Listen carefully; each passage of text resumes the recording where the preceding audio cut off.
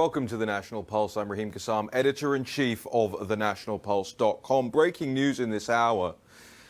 A judge has ordered segregated ballots to not be counted in Pennsylvania. It rules that the PA Secretary of State lacked statutory authority to override election law. This is coming from Kyle Becker on Twitter, breaking the news in this past hour about this new development in Pennsylvania. We'll be watching this closely the same way we've been watching and participating in every single bit of fraud investigation that there is out there. You see it in the morning on the War Room show. You see it here in the afternoons. I want to say thank you to the whole massive audience, and I know it's growing by the day. Look, we've got a lot to cover. And there's so much out there that is not true at the same time. And I think people need to recognize the things that are not true on our side as well, because there is a massive case to be made of what is actually true and what's going on out there as well. I'm going to bring in Molly McCann of counsel with Sidney Powell in the C block of this show. It's in about 15 minutes time to discuss what we're lacking now. Because what we're not lacking is lawyers and lawsuits, and that's great. That's exactly where we need to be. Apologies for my earpiece continuing to fall out. But what we're lacking, I think, is a PR effort. What we're lacking, I think, is an informational effort, a centralized one that people know the front face of and trust. Somebody who's on television every day, somebody who marches up to the sticks, to the microphones, and gives a kind of a press conference every day about the latest developments in the cases of fraud all across the country, in the cases of where it's not fraud, where it may just be a glitch or a mix-up or a mistake, a coincidence, whatever. But I think we're lacking that central planning element of it, not to sound too much like a communist. But I think I want to hear your feedback on this. You know, parler me or tweet at me. Do you think that the Trump campaign is making a serious enough effort to keep people informed at every step of the way? Or are you having trouble finding out the details as well? Because I know I am.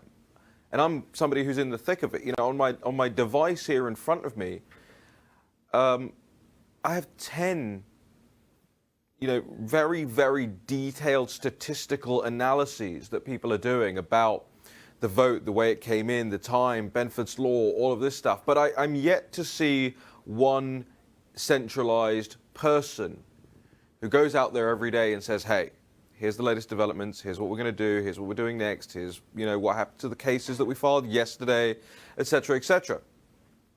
And there are so many moving parts to this.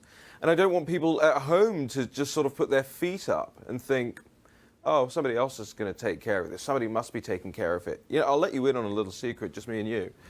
I couldn't, for the life of me, bear in mind how involved I am with the reporting on this stuff and putting this team of statisticians together, etc. I couldn't, for the life of me, figure out yesterday who was in charge of the Wisconsin operation, the legal operation, the pushback against all of this. Nobody could answer my questions. And I'm not having a go. I'm trying to be helpful. So we'll talk to Molly McCann about that a little later on in this show. I want to get a view from further afield as well, because the international media and indeed international politicians are treating Joe Biden's self-declaration of victory as a fait accompli, as something that has already been decided and cannot be challenged. The British press, I was speaking to a friend of mine this morning in England, the British press are not even covering the idea that this is now being challenged. As far as they're concerned, it's done, it's over with.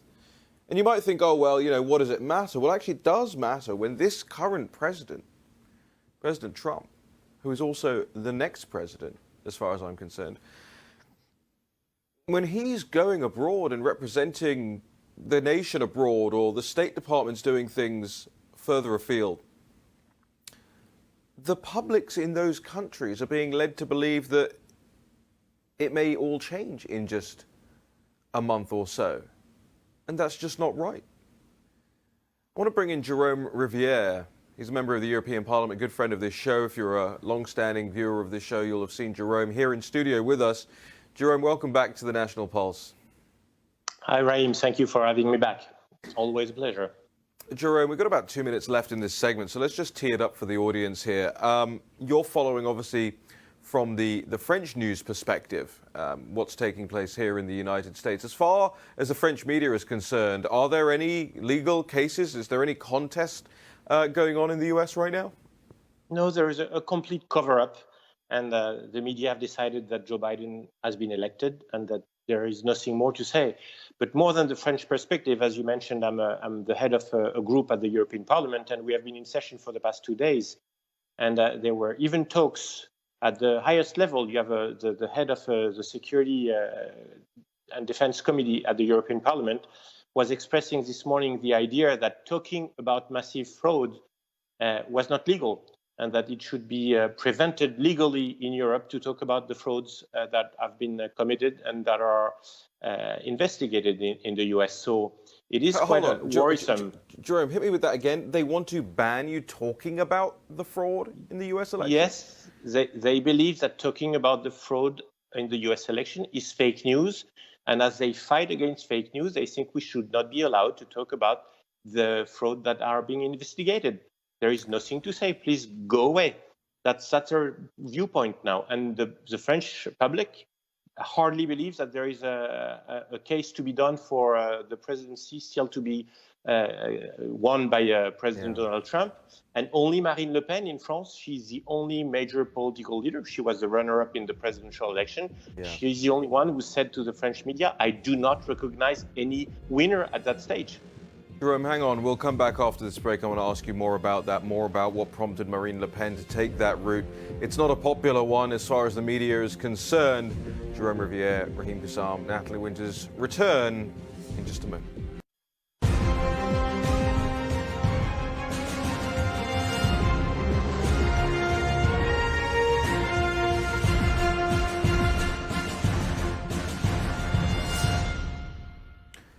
Well, this weekend, thousands of Donald Trump supporters will descend on Washington, D.C. for what's being called as the Million MAGA March.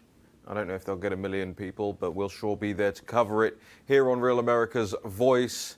So I want you to make sure you're paying attention if you're not able to make it down to Washington, D.C. But if you can, I suspect it'll be a pretty important, historic, and lively affair.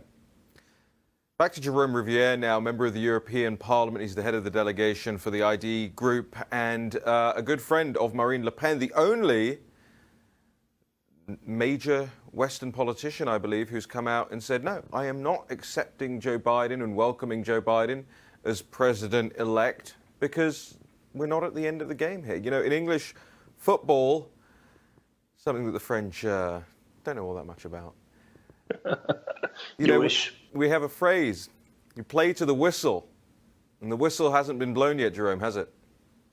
No, and the surprising thing is that, you know, all those nations of Europe, most of them are within the European Union. It is not my belief that this is the best organization, but the European Union is always talking about rule of law. They always express that they believe dearly that the rule of law should be always respected, and right now they are not.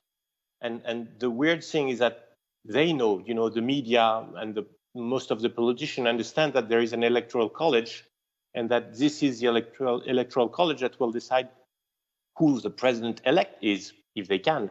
But now they are trying to dismiss it because it is not part of the game plan that they have. They want this fight to be over. They want Biden to be president because they believe that he's going to change the foreign policy. He's going to act the way America was acting with President Obama, and this is what they strongly desire. They do not like the fact that the Trump administration did not go at war with other countries. They do not like the fact that he is a strong supporter of the nation state. They don't like the nation states. They don't like borders. They love migrants. They want more migrants coming in. He has been building walls. He has been preventing more mask mandates, more lockdowns. Exactly, and the lockdown is a huge issue. They believe that the lockdown is the proper way to tackle the COVID virus. We know it's a disaster. We know that in Asia they have done it a very different way.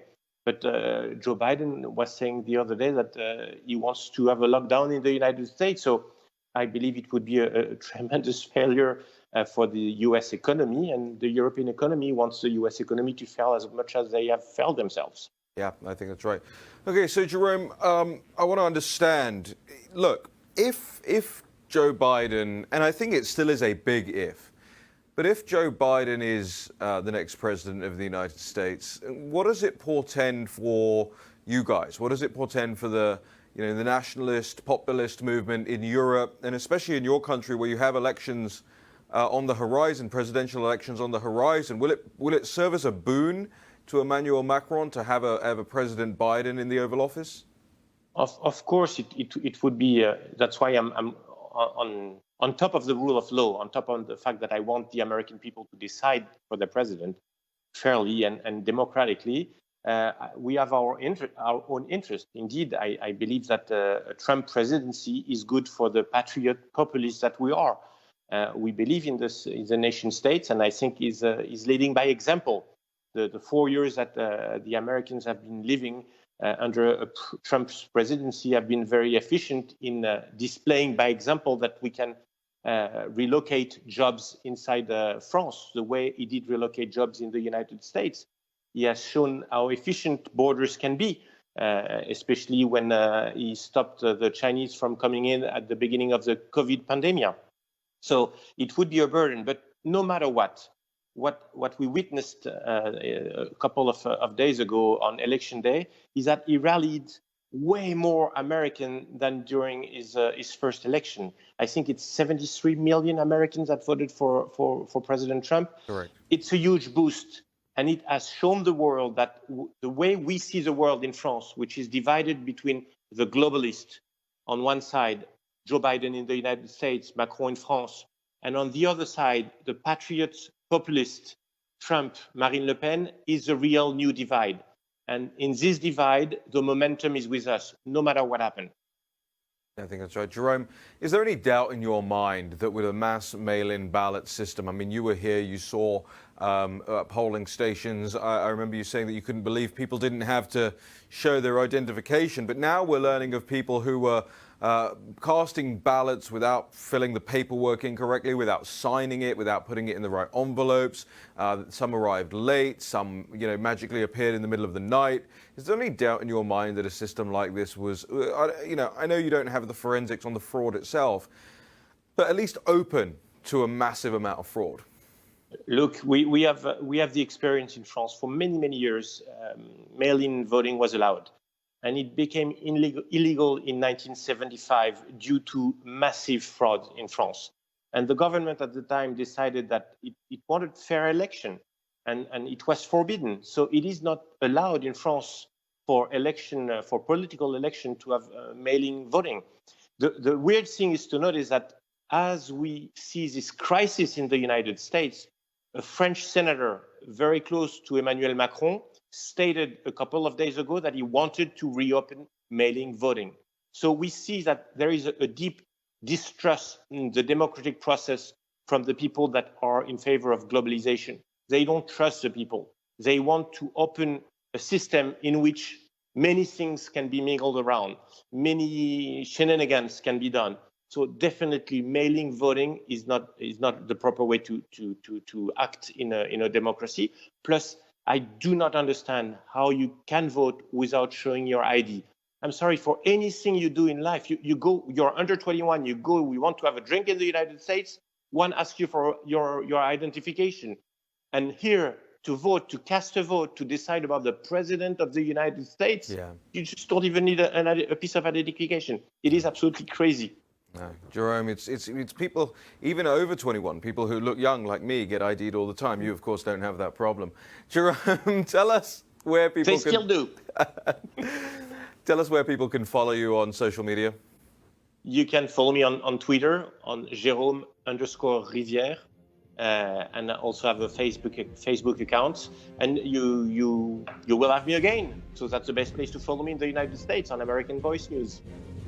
I have my orders. We will have Jérôme Rivière, member of the European Parliament, back very soon. Thank you for joining us, Jerome. We really appreciate your time. We'll be back with more National Pulse in just a moment.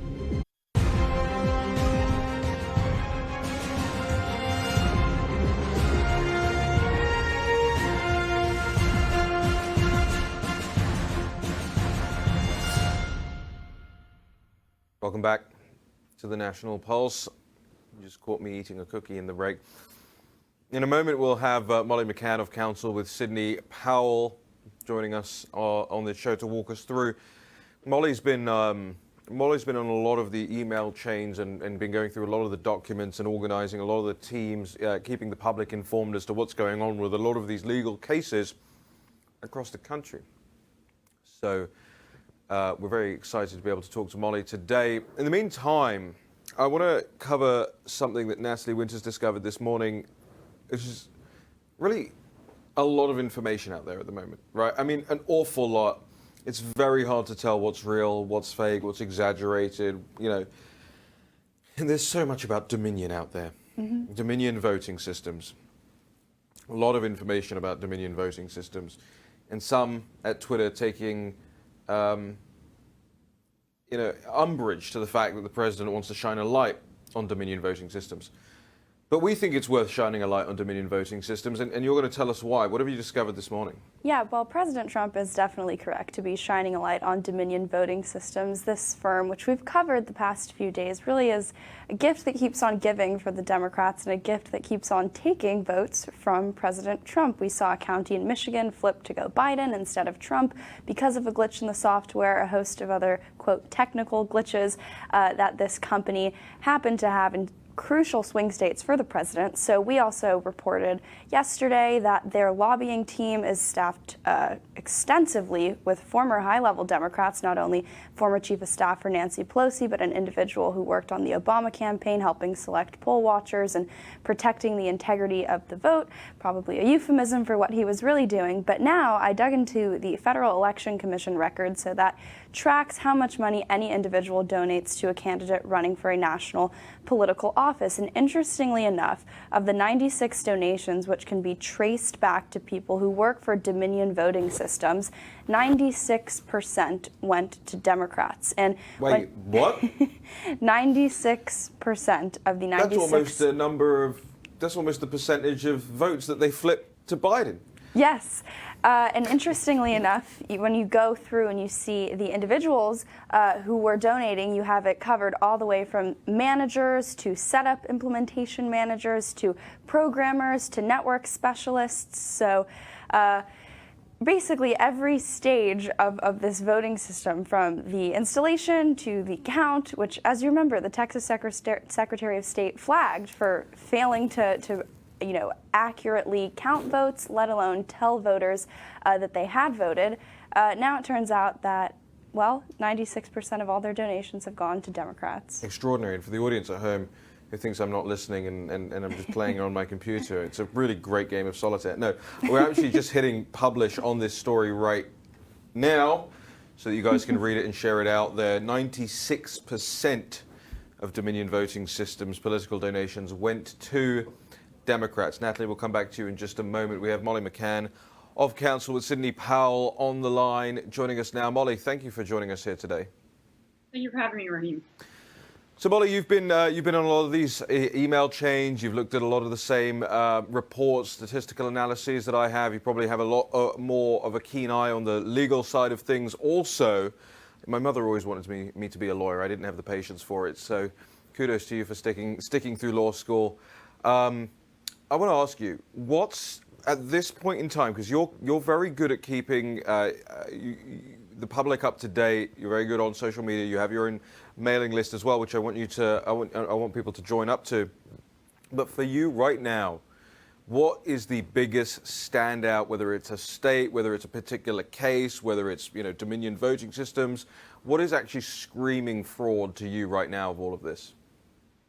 Well, Dominion voting systems is certainly something that's concerning me deeply. I think that if we could blow that open, we would have a path to a massive electoral college win, because obviously Dominion has been used in so many states. But I think that people should sort of take a breath. I get a lot of people who are panicking a little bit. I think people need to take a breath and kind of look at the board strategically and calmly and say, where are we right now? And in Pennsylvania, people need to, right now, and I could be wrong, but right now I'm just assuming for the sake of our electoral votes that we're going to get Pennsylvania. There has been so much fraud in Pennsylvania. I think it's going to go all the way up to the Supreme Court, and that the Supreme Court will rule in our way in some measure. So right now Biden is up by over 50,000 in Pennsylvania, and the disputed ballots are over 600. There are over 600,000 disputed ballots. Wow. So that's going to go all the way up. And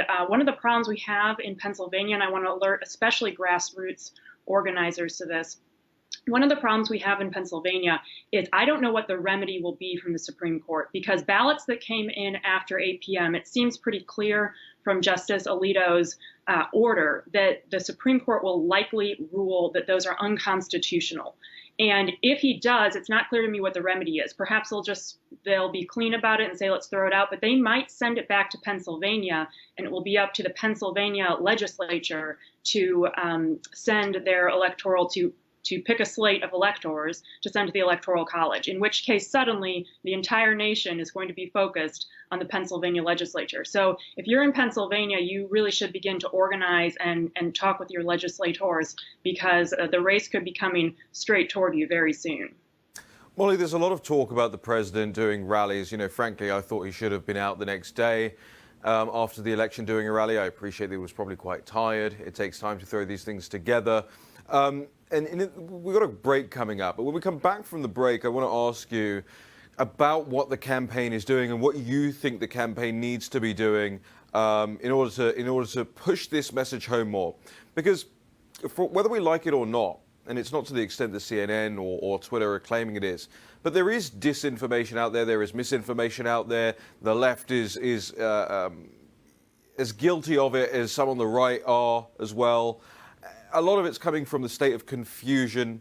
So I want to ask you when we come back, Molly, what the campaign can do to really cut through, make sure that people are getting the signal and not the noise out of all of this. Molly McCann is off counsel with Sidney Powell, who I'm sure you all know and love. We'll be back with Natalie Winters here in the next segment as well. Natalie's got more scoops on the site. I'll also be walking you through.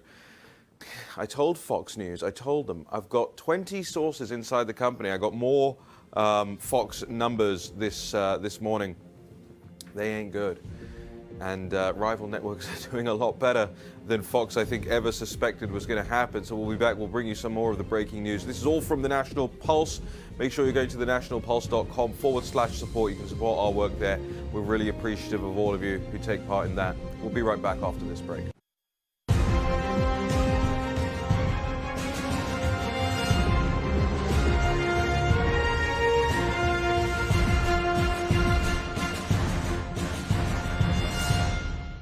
Welcome back to the National Pulse. I'm Raheem Kassam, editor-in-chief of thenationalpulse.com. My face keeps popping up on my screen up there, smirking at myself. It's very distracting, although pretty handsome as well, I've got to say. We've got Molly McCann joining us back of counsel with Sidney Powell. Molly, you're going to walk us through some more of this stuff. I wanted to ask you about your thoughts on how the campaign can message this better. But first, I know you wanted to go back to some of the case studies and Michigan in particular. Talk to us about Michigan. I think a lot of people think that we've lost Michigan because our deficit there is, I think, approximately 146,000, pardon me. But there are two really important suits ongoing there. One is by a private nonprofit. 2 years ago, Michigan had a constitutional amendment that permits private citizens, voters, to request an audit. And a nonprofit has filed suit requesting an audit. This is a results audit, not a process audit. One of the things that really disturbed me when I started researching election audits is that when they say audit, oftentimes it really just is checking to make sure the machines are working. It's not going to catch the kinds of problems that we fear were involved in these skewed results. So a results audit is going to be far more rigorous and hopefully flip a lot of votes back to Trump. So that's a private suit that's ongoing in Michigan. And then the Trump campaign, drawing on some of the evidence from the private suit, but bringing in some of their own.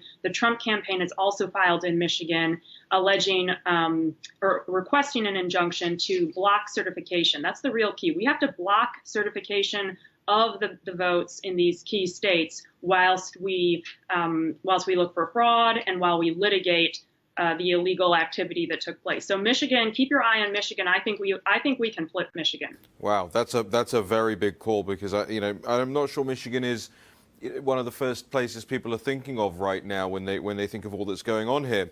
Talk to us about the distinction then, Marley, because we keep hearing and I keep using the word fraud to talk about a lot of what we're seeing out there, but it's not just fraud that we're talking about here, is it? No. So a lot of the left and a lot of the people in the mainstream are kind of scoffing at us for talking about fraud. But there is a distinction between fraud. A distinction could be made between fraud and illegal votes. A lot of the problems that we're litigating right now are actions that the Democrats took, illegal actions, expelling poll watchers, not permitting people to observe the ballots. All of that is illegal, and it makes the ballots that they counted illegal as well. And so we have a very clear challenge in all of these areas. You don't have to bring in sort of the nefarious fraud issue. Now, technically, all of that is a fraud on the people. If you exclude, you're diluting the vote. So if you read Bush v. Gore, we don't have to get into too many of those legal distinctions. It's all fraud. But to the layman's perspective, I guess you could say, when we allege fraud, a lot of people think about like our conspiracy theories about Dominion voting, which obviously I think there's something very wrong with Dominion voting. But the ballots that we are seeking to have thrown out in all sorts of different jurisdictions, many of them were cast perhaps by real people, maybe by real people, some of them by real people.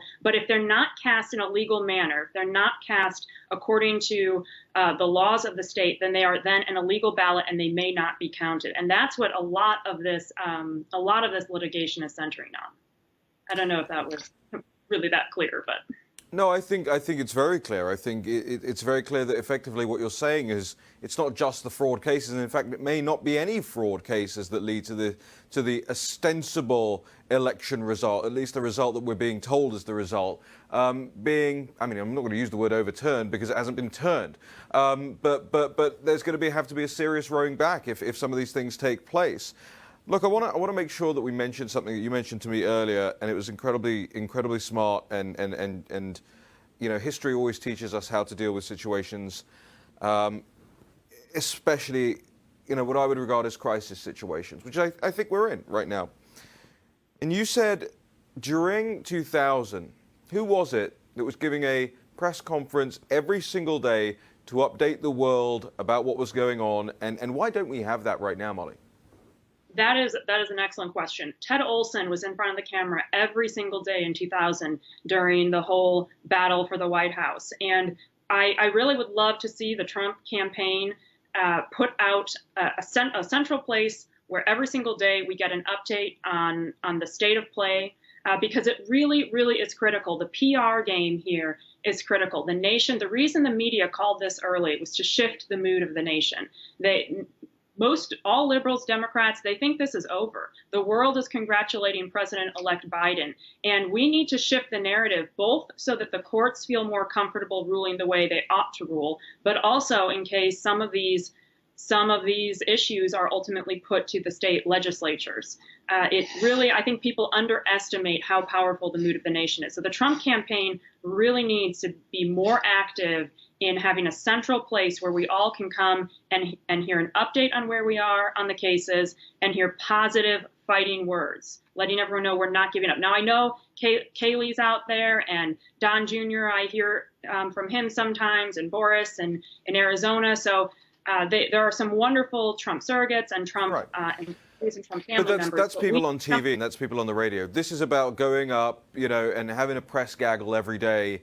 And it's got to be the same person. It's got to be, I'm just going to float an idea here, Jason, if you're listening. But Jason Miller, I think, would be fantastic at a job like that. He's very quick on his feet. He's very hard to destabilize, and he's got a great handle on all the facts. I would, and by the way, I think, I know everyone's incredibly busy right now, but I would love to see a lawyer in the Sidney Powell or even in the Molly McCann mold take a role up like that. Yes, no, that would be wonderful. We really, really need that to keep this fight on track. Molly, where can people get your newsletter and all your updates?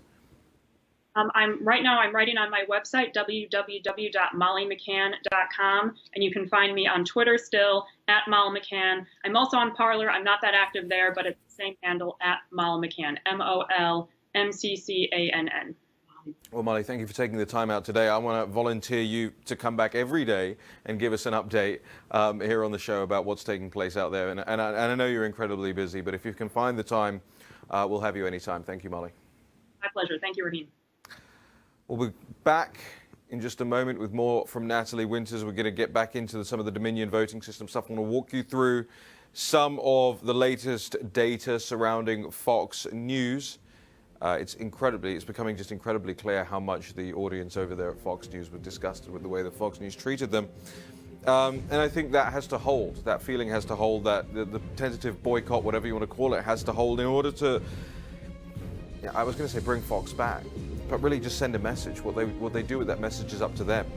We'll be back with more of the National Pulse here on Real America's Voice in just a moment.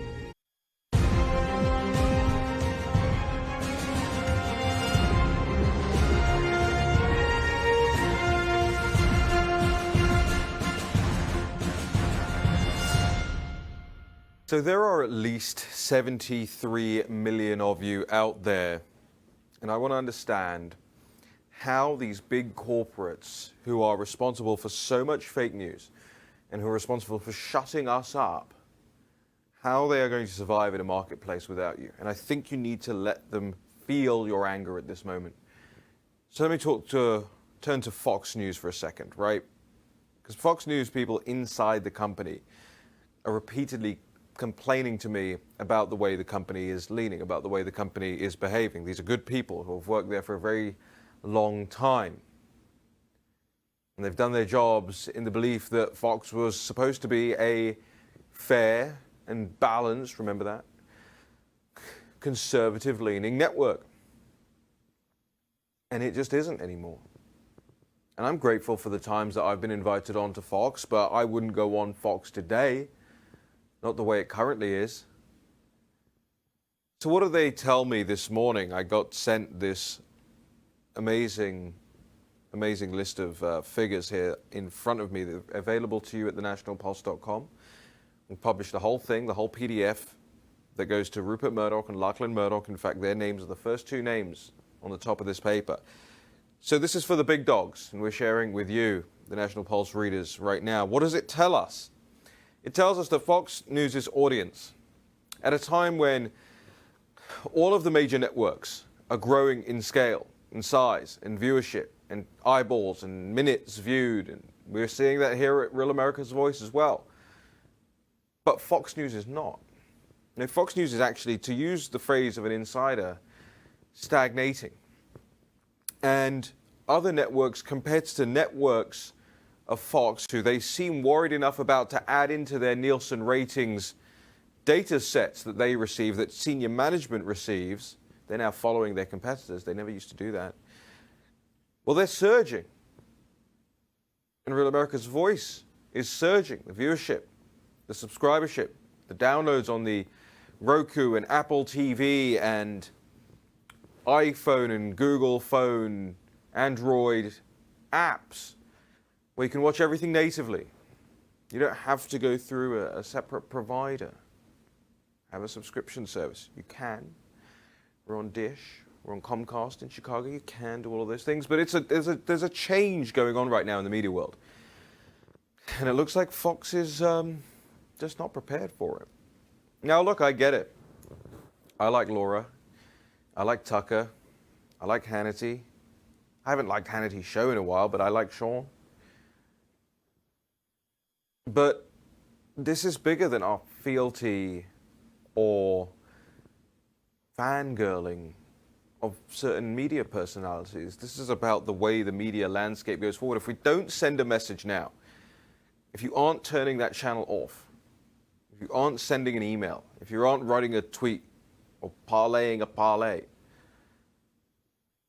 then what kind of message are you sending to these big corporates? And I don't just mean Fox, by the way. There are plenty of big corporates out there that are consistently letting the American public down. Take Twitter as an example. why people are moving away. It's why Parler is the #1 downloaded app in the country right now. And I believe there are other social media apps as well, which are thriving off the back of Twitter censoring you and me and the President of the United States. So just think, I know it's easy sometimes to slip back into habits. When you go home this evening, you turn the television on this evening, maybe turn on Real America's Voice instead of Fox and send them a message. I want to get into some of the other stories that we're bringing you from thenationalpulse.com now as well. Natalie Winters here in studio, sitting very patiently while I talk to your future father-in-law, Jerome. No? Oh, I sensed a... Never mind.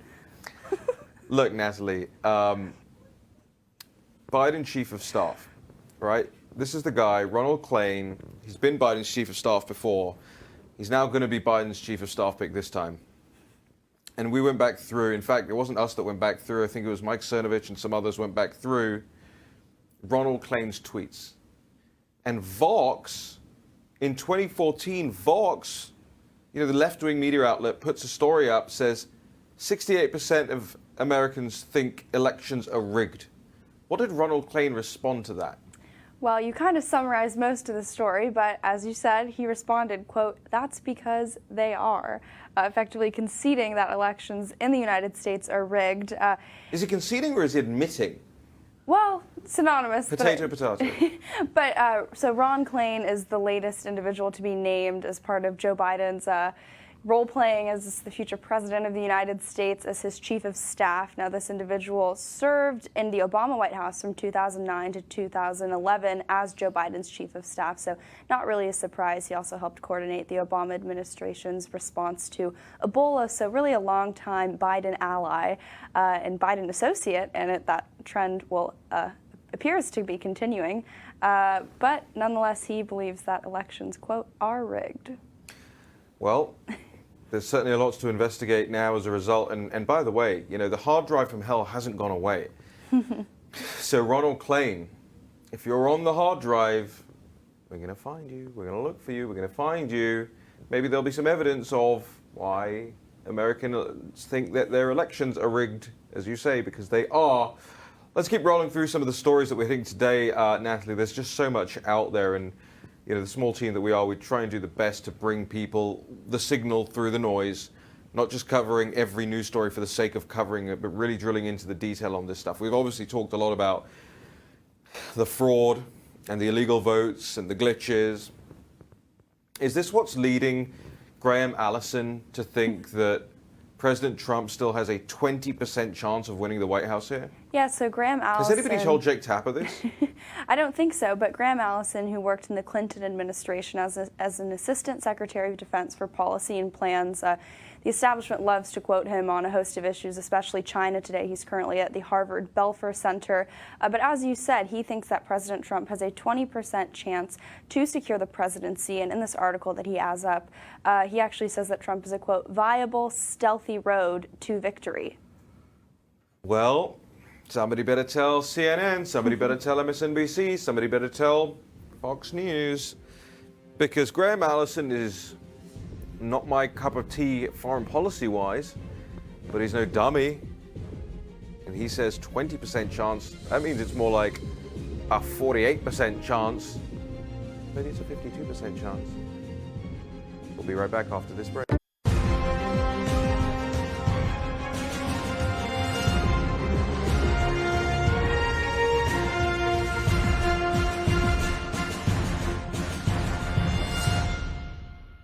Also breaking this afternoon, officials failing to corroborate the burst pipe excuse that delayed ballot counting for hours upon hours in Georgia on election night. That story is also up at thenationalpulse.com right now. There's a lot, more than I could possibly handle. There is a lot that's going to continue to break over the next couple of days, and we're going to keep our keenest eye on it. But this is a team effort. No one person, no one news outlet, No one station, no one show is going to be able to handle everything. It's like the hard drive from hell. It's the fraud from hell. So I want you to make sure that you're tuned in to hear on Real America's Voice all day long, all evening long, as our hosts and anchors bring you the breaking news and break down and bring you the best analysis. For those of you who've been following Real America's Voice for some time, I'm sure you've noticed the caliber of the guests just gets better and better. And I think it's a real testament to the whole team here that we are dedicated to bringing you the real news. Speaking of real news, I wanted to show you, I know we had an image. Natalie Winters talked us through this Dominion Voting Systems donation saga that we've got as the lead story at thenationalpulse.com right now. 96% of Dominion Voting Systems political donations went to Democrats. There's an awful lot of traffic to that story on the site right now, but I wanted to show you it because we, just like John Solomon and the great Just the News team, we like to show you the evidence behind the stories that we report. We don't do this anonymous sourcing malarkey, right? This is the No Malarkey website. These are the donations as they show. You can see right there on your screens, Dominion Voting Systems donations. 96% of their donations went to Democrats. Natalie, we've got a lot more. In terms of news coming up, coming forward on the site. What else have you got for us? Well, we covered this a little bit a few days ago, but I think that when you look into the technology, the big tech censorship going on, as we've done with lead stories, which new viewers to the show might not recall, but this is a platform that had censored a bunch of our National Pulse stories. Curiously, only the ones that had to... Censored where? On Facebook. Right, so they're a Facebook fact checker. Yes, they get, I believe it's around over $100,000 from Facebook to be one of their verified fact checkers.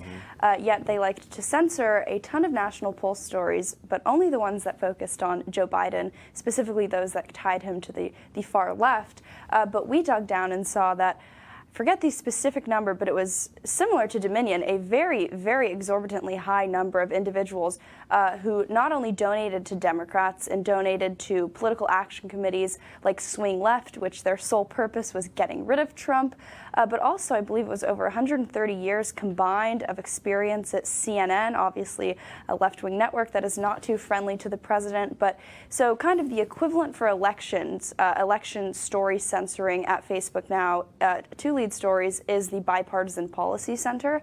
And much like we've learned from the Transition Integrity Project, which bills itself as bipartisan and neutral, bipartisan is not the case. If you dig down into this group, you see that not only in 2017 did they give Joe Biden an award, I believe it was for his patriotism or bravery. They have quotes of his featured on their homepage, and when you look at who's running this organization, again, that's effectively choosing what content Americans get to see on Facebook, and they've said, we don't want to see National Pulse content. You have two individuals who ran to secure the presidency in the Democratic primary. Blanking on the two names, but the story is coming. I'm still connecting the dots, but when you look at it, this is not a bipartisan effort. It's very establishment, frankly, very Democrat establishment, yet they're allowed to operate effectively with impunity, censoring stories that we've put up. They censored our live blog, but nonetheless, Facebook allows them to run around and say, we're bipartisan. Right. Just remind people, what did they censor our live blog for? They censored 3 tweets. One of them was a direct quote, no analysis, no opinion, from the CDC. I don't have any opinions. All I have is news. Exactly. Well, the news from the CDC was that even if you had coronavirus, you could, quote, break quarantine to go and vote in person. Now, it's no secret why they'd want to hide that, because that effectively destroyed the case for universal mail-in balloting. The second tweet that got flagged was, again, no analysis, just a direct link to a tweet from the Nevada Board of Elections saying that from November 3rd to November 5th, they would not be counting any additional ballots. And then the third tweet that was flagged was the very curious 140,000 ballot spike that occurred, I believe it was in Michigan, seemingly overnight in the dead of night when no one was awake. We were, but most people weren't. And that apparently was not okay, not fit to print, per Twitter. Extraordinary stuff. Natalie Winters, just tell the audience, and the audience is growing every day, just tell the audience, look in that camera right there, and tell the audience where they can follow you. Natalie G. Winters on Twitter. All right. Not yet. I haven't been banned yet. No Parler? I do not have Parler. By the way, you know, we run a private Discord chat channel for people who subscribe to the National Pulse. You can go to thenationalpulse.com/support to do that. You can also go to fundrealnews.com. It's the same thing. You can sign up. It means you support our work. It means we can do more of this reporting, more investigating. And Natalie, there is such a high demand in the live chat for you to join the live chat. So I'm afraid I'm adding that to your job spec now. You don't have to constantly. I mean, I pop in there a couple of times a day, chat to people. In fact, it's a great place to get tips, and it's just a really intelligent audience that we have over at the National Pulse who have joined. Nearly 1,000 people now out there supporting the site individually, small dollar donations effectively, and we're really grateful for everybody out there that's taking part in that. I want you to stick around here on Real America's Voice over the course of the day. There's going to be more breaking news. David Brody is up next, and it's just an amazing show. Eric Greitens' show in the evenings, so good. Studio 6B in the evenings, incredible stuff from the whole team. Here at Real America's Voice as well, keep an eye on Michigan. As Molly told you, keep an eye on Pennsylvania. There's a lot more to come. There's a lot more detail to come. And we'll be watching and following every single moment here at the National Pulse. In the meantime, from Natalie Winters and from myself and from the team here at Real America's Voice, I wanted to say a great big thank you. Head over to thenationalpulse.com. We've got more stories we're breaking later on today. We've got more coming in the morning as well. We're not really sleeping at the moment, which you could probably tell a little bit from my demeanor, that we're a little bit shaky here. But our good friend Anne, by the way, who designed these backdrops, actually sent me some lovely cookies to keep me going. They're actually the shape of Wisconsin, and they are maple bacon cookies. Amazing. I'll tell you more about them tomorrow at 3 p.m.